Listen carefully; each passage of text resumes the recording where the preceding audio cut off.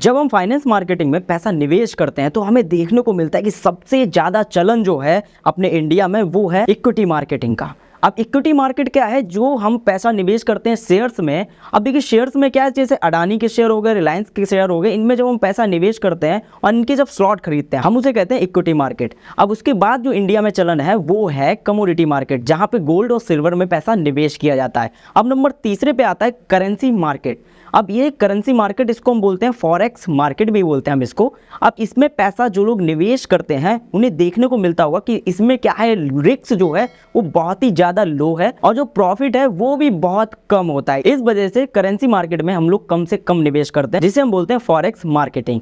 तो नमस्कार दोस्तों, मैं मन Yadav, digital creator and founder of mind proof. आज की इस वीडियो में हम बात करेंगे फॉरेक्स ट्रेडिंग के बारे में। आपने काफ़ी लोगों के मुँह से सुना होगा कि डॉलर में मैं ट्रेड कर रहा हूँ, मैं INR में ट्रेड कर रहा हूँ। तो ये क्या है? फॉरेक्स मार्केटिंग, जिसमें हम किसी भी देश की करेंसी में पैसा निवेश करते हैं, उसको हम बोलते हैं फॉरेक्स मार्केटिंग। 2021 में फॉरेक्स मार्केट का कैप था वो था 1.97 ट्रिलियन और 2022 तक इसका मार्केट कैप बढ़ के हो चुका 753 बिलियन US डॉलर हो चुका था 2022 में। अब फॉरेक्स मार्केट क्या है? ये जितना एक दिन में ट्रेड करता है, अपना BSE जो है, बॉम्बे स्टॉक एक्सचेंज, वो पूरे महीने में जितना ट्रेड करता है उतना फॉरेक्स मार्केट एक दिन में ट्रेड करता है। समझो इसका वैल्यू कितना ज़्यादा है। इसमें बहुत कम निवेशक है अपने इंडिया से, क्योंकि इसमें लो मार्जिन है और लो रिस्क है। अब इसको बहुत अच्छे से समझते हैं। जब हम कोई स्टॉक खरीदते हैं, जैसे मान लो रिलायंस की अगर हमने शेयर्स खरीदे, तो हम कोई स्लॉट खरीदते हैं ना, 10 स्लॉट खरीदते हैं। जब उसमें घाटा होता है तो एक साथ 10 स्टॉक का पैसा हमारा डाउन हो जाता है, लगभग 10 से 20%, कितना भी परसेंट हमें लॉस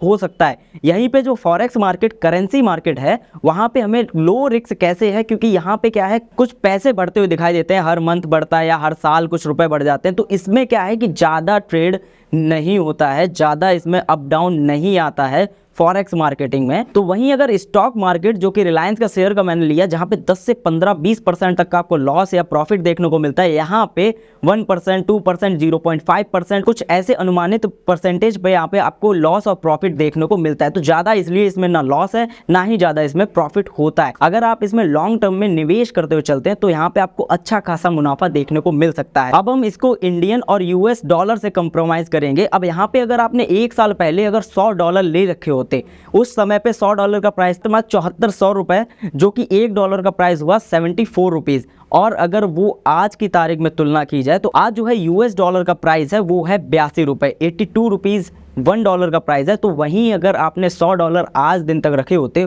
और आज आप उसको सेल करते, उन डॉलर्स को इंडियन करेंसी में लगभग 8200 रुपए का ट्रेड करते, और उसके बाद आपका जो एक साल का मुनाफा होता वो होता 800 रुपए, जिसमें कि कोई भी रिस्क नहीं था और डॉलर बढ़ता ही बढ़ता रहा। हर महीने, हर दो महीने में, हर 3 महीने में डॉलर बढ़ती ही देखने को मिली। यहाँ पे फॉरेक्स ट्रेडिंग क्या होता है बहुत अच्छे से हम समझते जा रहे हैं। अब क्या है कि अलग अलग कंट्री की अलग अलग करेंसी है और उनके अलग अलग फॉरेक्स मार्केटिंग के ट्रेड हैं। फॉरेक्स मार्केट बहुत अच्छे से समझा कि करेंसी बाजार एक्चुअली होता क्या है। तो आज की वीडियो में बस इतना ही, मिलते हैं अपनी अगली वीडियो में। तब तक के लिए चैनल को सब्सक्राइब करके रखें। अगर कोई प्रॉब्लम आती है तो मुझे कमेंट करके जरूर बताएं, और आप मुझसे डायरेक्टली इंस्टाग्राम पे कनेक्ट हो सकते हैं। इंस्टाग्राम का जो आईडी है वो इस वीडियो के डिस्क्रिप्शन में मिल जाएगा, वहां पे कनेक्ट होकर आप मेरे से क्वेश्चन आंसरिंग कर सकते हैं। तो आज की वीडियो में बस इतना ही, मिलते हैं अपनी अगली वीडियो में। तब तक के लिए बाय बाय दोस्तों, स्टे ट्यून्ड, माइंड प्रूफ।